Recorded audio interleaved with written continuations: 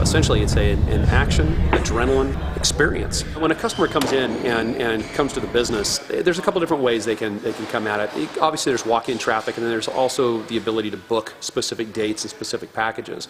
The packages are going to come out, and they're all going to be themed. But imagine, like a 1930s, 1940s gangster-style package, and you would have the weapons, or rather the firearms from that particular era, the historic value, maybe a World War I type package, and you'd have the firearms from that particular era.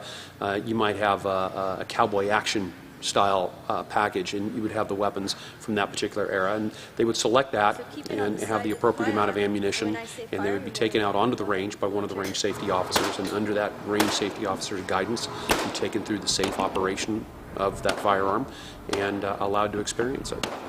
We have a number of layers of safety that start from very rigid guidelines that we've developed that have to be followed. Range safety officers will make sure that each and every guideline is adhered to completely.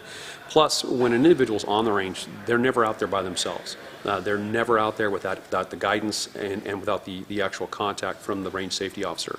And the range safety officers are never far enough away from that individual where they can't actually intervene in what's going on, whether it to control the firearm or to control the individual, and provide them through that experience in a very safe format. From an external perspective, we are in a strip mall because it is a commercial business. This isn't a firearms range. This isn't a shooting range where people can bring their own firearms into. This is a controlled atmosphere like any other type of attraction might be. It just happens to be a little bit higher on the adrenaline scale than a gift shop or a miniature golf course.